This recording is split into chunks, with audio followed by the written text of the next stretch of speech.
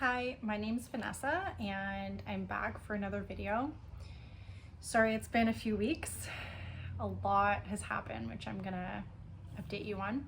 So, I've only made 2 videos, but on the first longer video, I was at the point of my previous cycle. I think it was like I gave my day 3 report, and I believe at the time I had 4 embryos, and unfortunately only one of them made it to blast. It's has a CB grade. It isn't tested yet, and unfortunately at my age it's unlikely to be euploid, but you never know, so fingers crossed. And I had mentioned that I would be doing another cycle shortly thereafter, so actually completed another cycle. We did the retrieval. It's Wednesday today, and we just completed it. We did the egg retrieval on Monday. Because at my clinic they do something called duo stim, which is where after an egg retrieval a few days later they'll start another stim cycle. The hope is that you'll get more like a more even cohort in like the sizes of the follicles, because that's something that I've been struggling with. And we were successful in that. We got a more even, like mature follicle, like size range. At the time of trigger, we thought we were only going to get 6 mature eggs.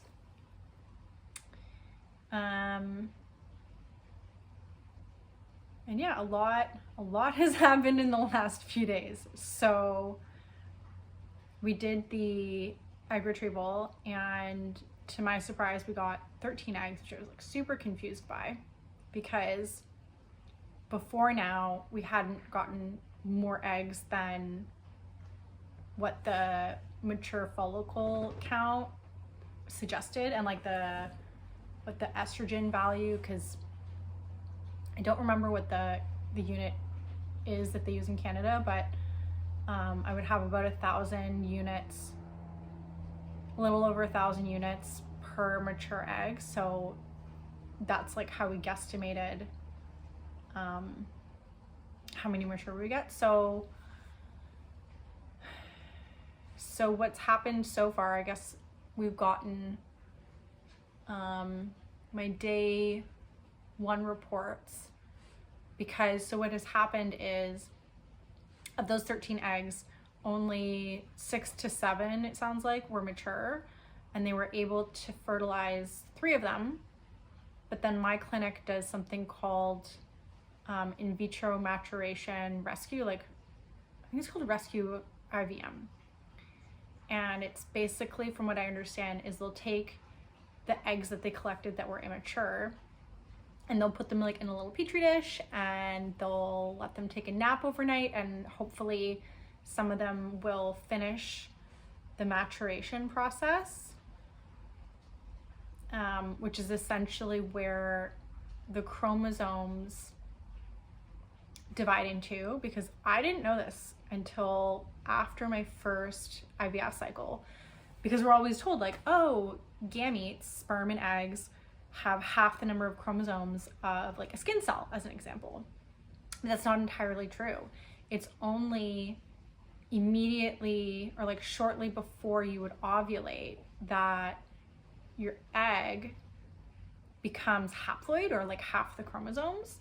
Until that point, it's diploid. It has the 48, I think, chromosomes, something like that. And then it goes through meiosis, and it excretes half of the chromosomes into something that's called a polar body. Anyway, so we got 13 eggs on Monday. 7 of them I think were mature. One was like 2. I think 2 were what's called like overmature. Anyway, so 3 of those fertilized, and then the remaining however many it was, if it was like 5, 6, something like that, that were immature. 6 of them matured, and then I just got my day 1 report for this like second batch, they call it, and 3 of those fertilized. So currently I have 6 eggs that are growing, and tomorrow I'm going to be getting my day 3 report for like the first batch. I had heard that eggs that are like lab matured, like this second batch that they're doing, don't have as high of a blastocyst rate as eggs that matured like within your body. And actually I was on Instagram today and I happened to find some stats on it because I like couldn't find anything. And then the Instagram person, like Embryo Man, I think he calls himself or something, I noticed that he had recently posted some stats on rescue IVM and how the like fertilization and blastocyst and I think euploid rates compared to, he calls them like the sibling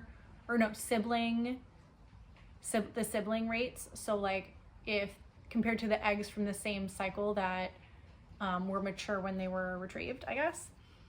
And it looks like there's a noticeable difference in the blastocyst rate, but there's like a similar rate from what I recall between the fertilization and the euploidy rate. So that's good. So it's possible that maybe, I mean, I did the math, there's like a 50-50 chance that we'll get 1 extra embryo from these like rescued matured eggs. However, the first cycle that I ever did, the only blast that we got was actually from the like rescued lab matured eggs. So it can happen. And that egg ended up being euploid. So apparently there's like a reasonably, it's doesn't, the morphology of that egg doesn't look good. It's a DD, which apparently like even if an egg is euploid, how it looks can still decrease the like live birth rate. However, my doctor also like, okay, so we're gonna get to some new steps, some new tea as they call it. So I have a new doctor, and I'll get to that in a second, but my new doctor said that not to put much weight into how an egg looks because it can like vary from like minute to minute, hour to hour. So even though the 1 euploid embryo that I currently have is like a DD, it's technically, I think like a day 5.5, like it made it to blastocyst in 5.5 days, which is a good sign. And yeah, like even though it was a DD at the time that it was frozen, that could change apparently within hours. Like if it had just undergone, what's it called? Like a growth phase, it might not look so pretty as it's like reorganizing itself, if that makes any sense. So I feel more confident that that's like a viable embryo. Yeah. So getting my day 3 report tomorrow for this like 3rd IVF cycle, 2nd cycle in a matter of weeks. It's been such a whirlwind. It's been so stressful.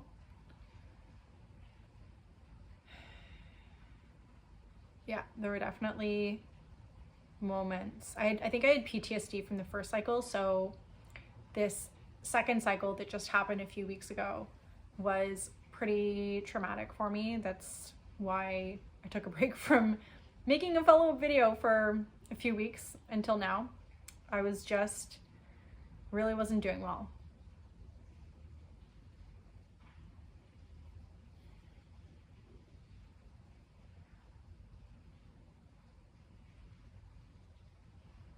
But I think, like, I'm a pretty analytical person, and I think from analyzing the nuanced differences between the almost 3 cycles I've done now, because the third one, we've done the retrieval, but the eggs are still, like, developing. The fertilized eggs are still developing. And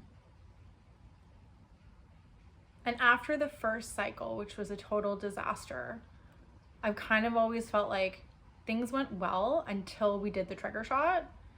And so we made some changes with the trigger shot that we used for the second cycle, the one that just happened a couple weeks ago. And we did a dual trigger, whereas the first cycle that we ever did, we didn't do a dual trigger. We just did, I think it's called like an agonist trigger. So we didn't use the HCG. And yeah, going back to the interesting thing. So I fired my doctor the day before my egg retrieval. So I fired her on Sunday.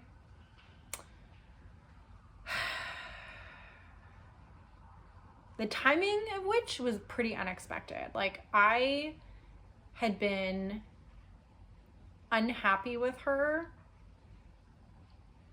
for a couple weeks because I joined my fertility clinic's Facebook group, which I didn't know existed previously.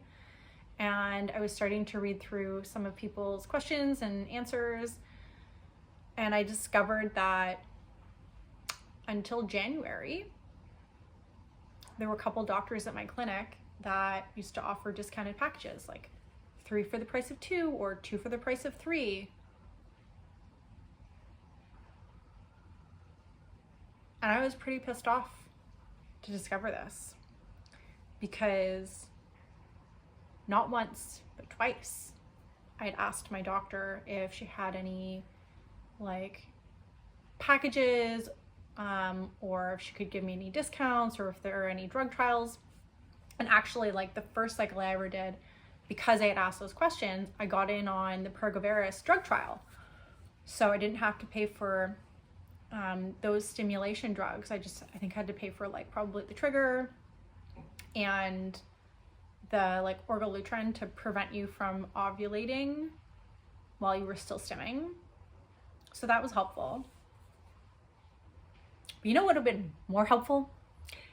Knowing about these packages that some of the other doctors were offering. So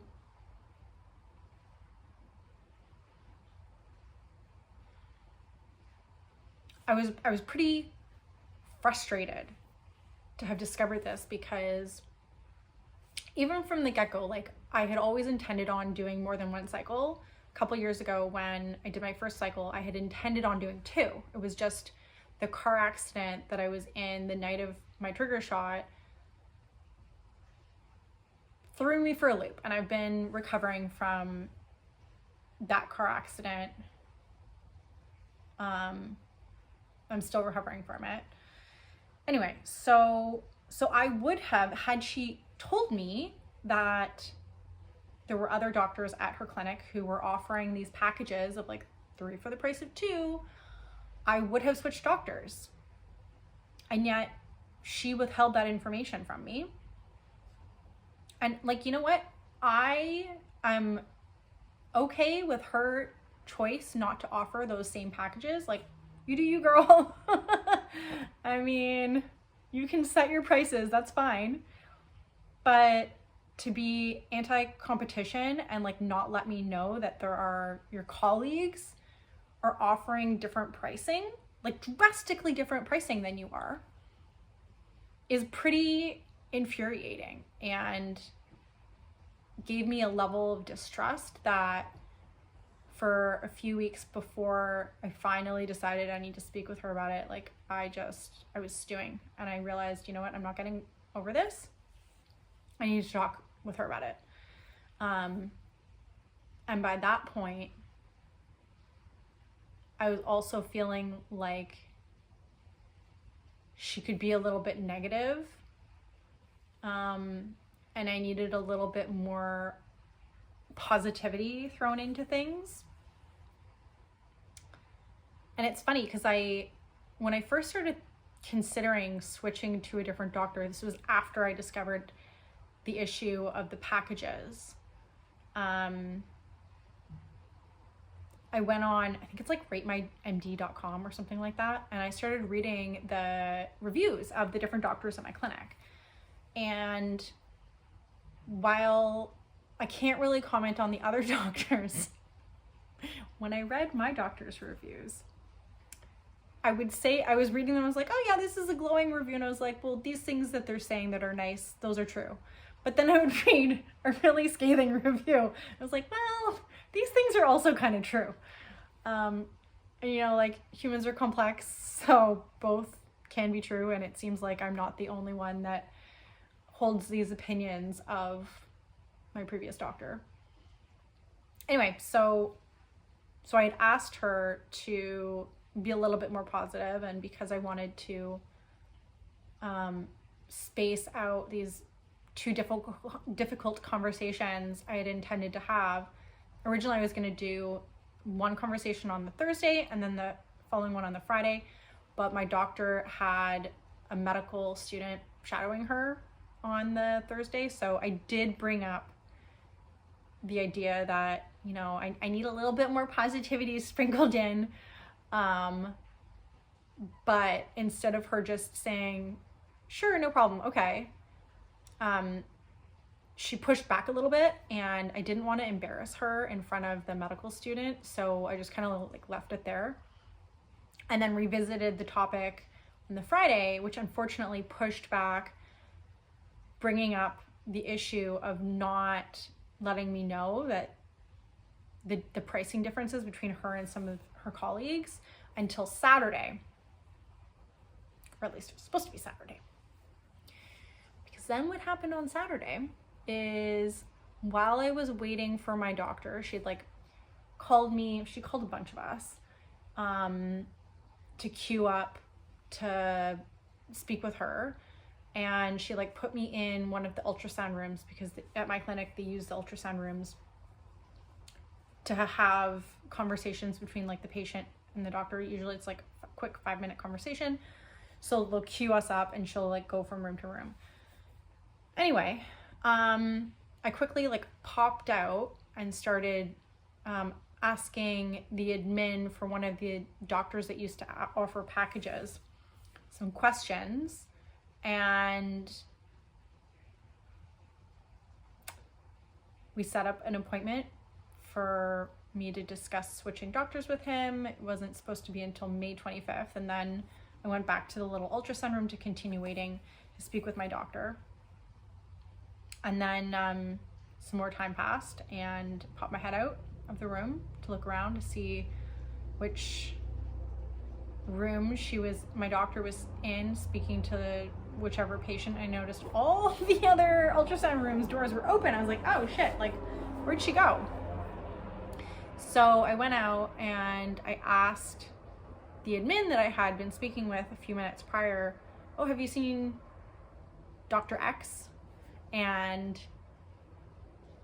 one other staff member piped up and was like, oh, she left 5 minutes ago. And I was like, wait, what? She's left the building?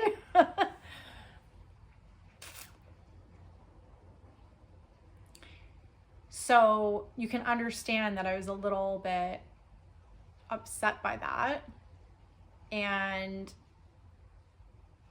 so then I continued a conversation with the admin that I had set the appointment up with, the other doctor. The appointment was originally for May 25th. And I was saying, you know, like, I think my then doctor and I were deciding to do yet another back-to-back cycle, which essentially would start a few days after the egg retrieval that was set to start like on Monday, just a couple days ago. And I was like, well, if I'm going to switch doctors, like, it'll be too late by May 25th. Is there any way that I can speak to him sooner?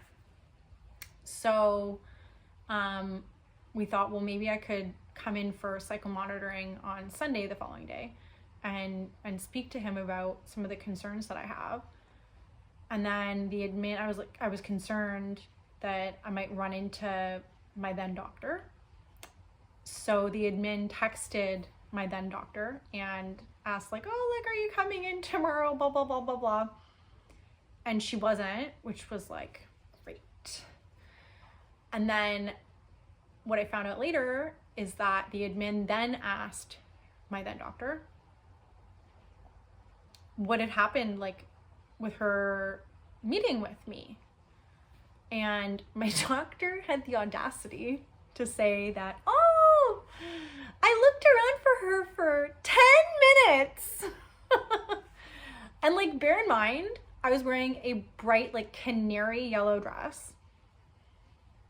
And there's a direct, in the layout of the clinic, there's like a direct line of sight from the waiting room, like where all the ultrasound rooms are. Like if she had like walked out of one of the ultrasound rooms and just like looked around, like where could Vanessa be, she would have seen me, because I was like a highlighter.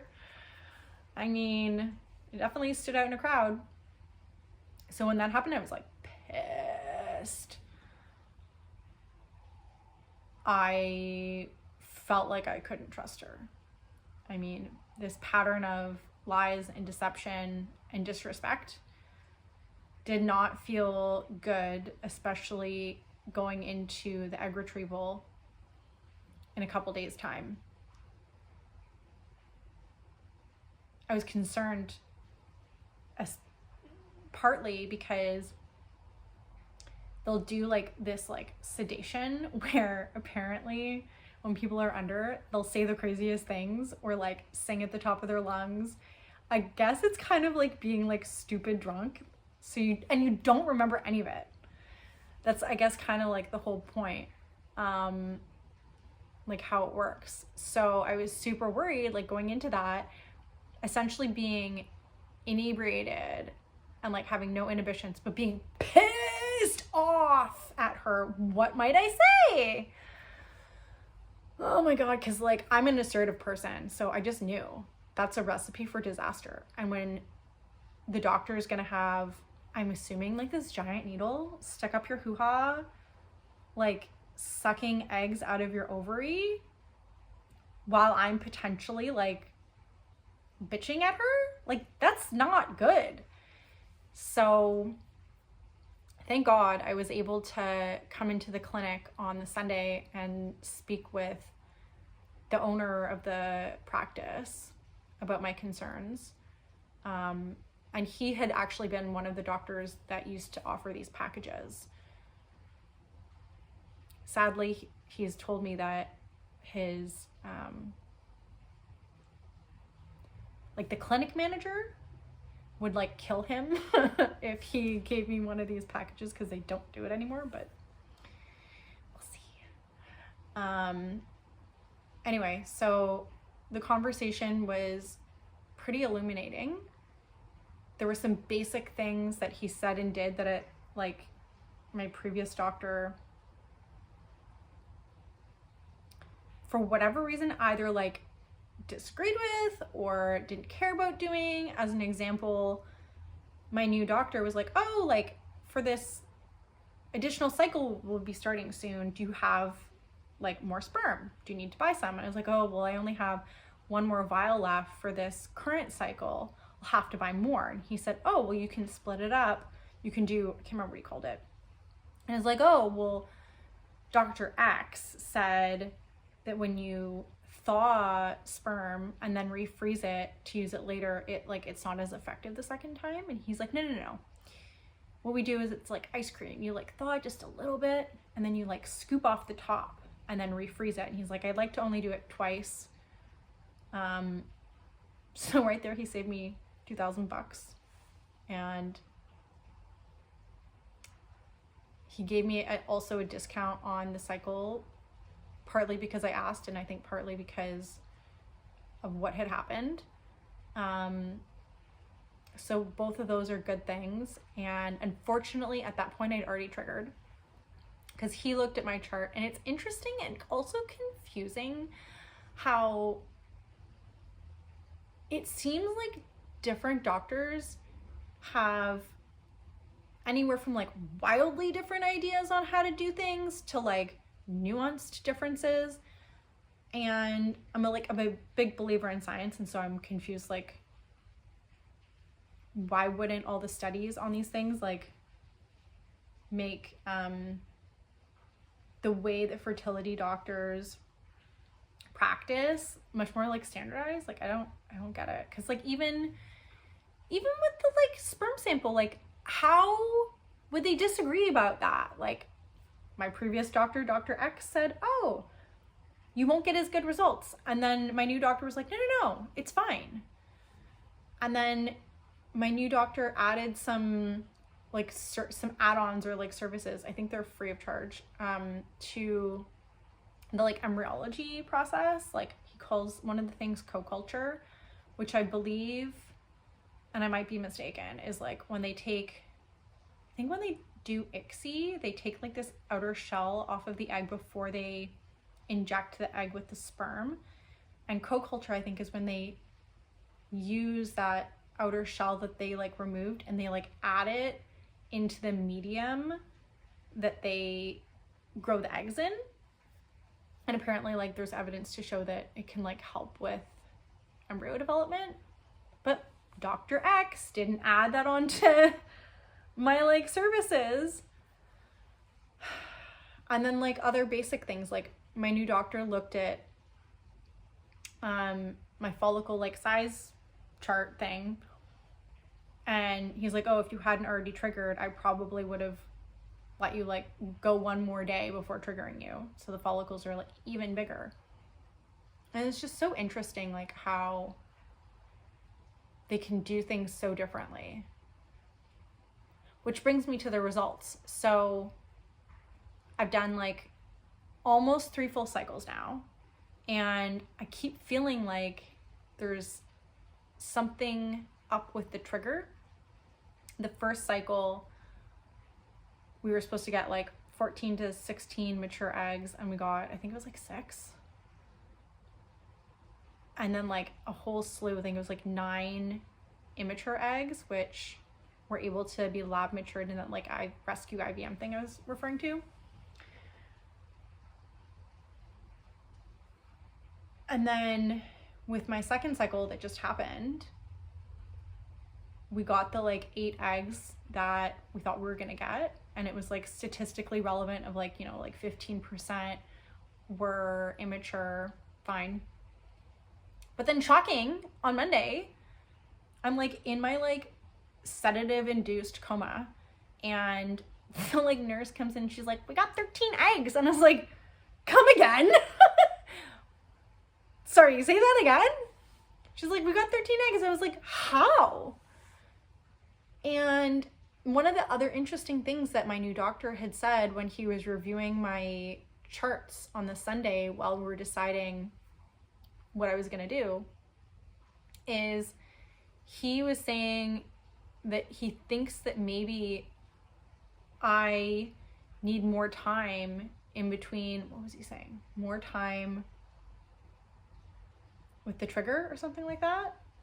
So because like the doctors at my clinic have different like schedules for the OR, so like certain doctors, I think like their OR time for egg retrievals are like 8 till 9 a.m. and then like other doctors it's like 10:30 to 11 a.m. and then my new doctor typically I think is like 2 p.m. to 4 p.m.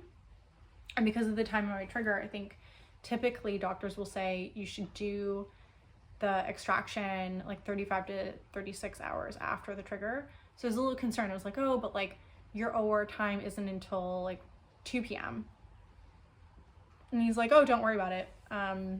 Apparently, at least he says that, oh God, I just remember something, that I won't ovulate until after 40 hours. I will be fine.